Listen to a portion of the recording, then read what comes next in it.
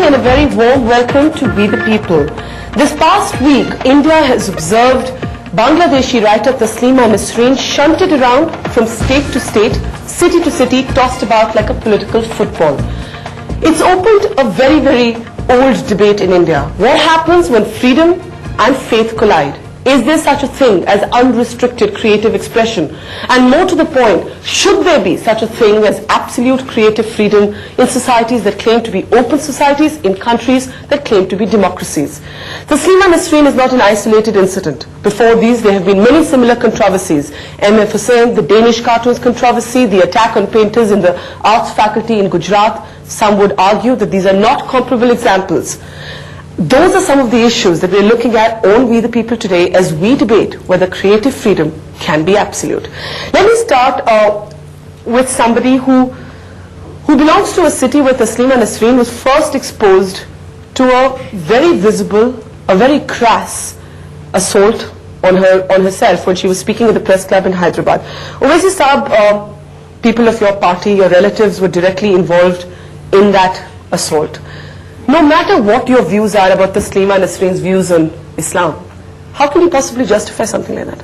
See, that matter is sub judice. Let the courts decide. That's a convenient answer. No, I mean, a very convenient answer. I'm just asking you philosophically, can you justify? I cannot give you an answer which satisfies you or we the people. I have to tell you it's a sub judice. Let the court decide. And what I would like to say is the surprising thing is that yes, Taslima Nasreen was given a visa. Yeah. Now, I am basing my reply on the affidavit that was filed by the Commissioner of Police in the Andhra Pradesh High Court, saying that she had no right to go anywhere else apart from Calcutta. Right? She came to Hyderabad without informing the local police, without informing the central IB, knowing fully well the background she has. So you're justifying I am not saying anything. I'm just giving you saying you what the Commissioner of Police in an affidavit. Okay. Now, let the courts decide. I agree with you that freedom, in the Indian Constitution, we have no unlimited freedom. Whether it's Article 19, the reasonable restrictions are there. Whether it's Article 25, reasonable restrictions are there. Even the fundamental duties have reasonable restrictions. I just want to ask you one thing, just one simple question before I move to the other panelists.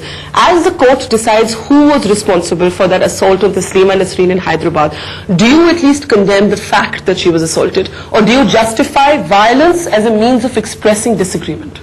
Do you philosophically condemn violence? I am not a philosopher, I am a politician. I can only tell you that whatever has happened, the whole world knows about it. Let the court decide. Let us not turn this into a trial by media. All right. In other words, many would say no. Swapan Das Gupta, does that surprise you? Because usually politicians play politically correct. They sort of say the violence was wrong, but she shouldn't have done ABC. Well, I'm not very surprised that there's been no forthright condemnation of the violence in Hyderabad by Mr. Owaisi.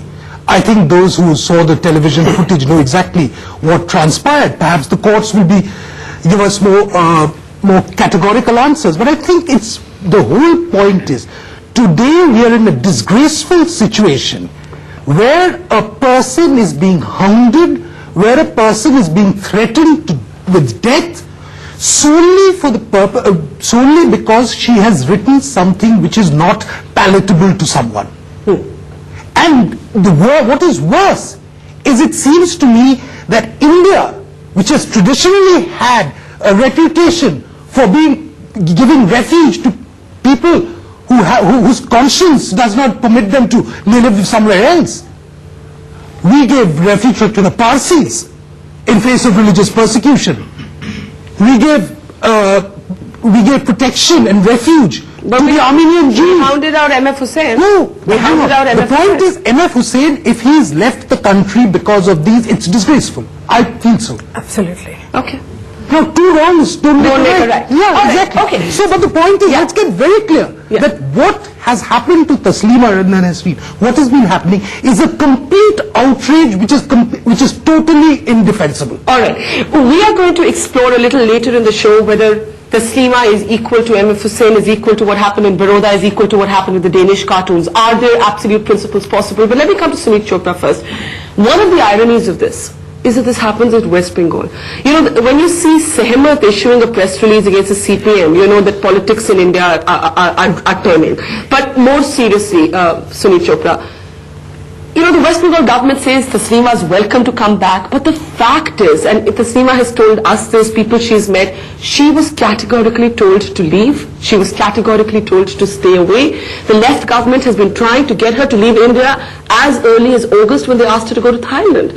How does a socially liberal, enlightened party like the CPM defend this?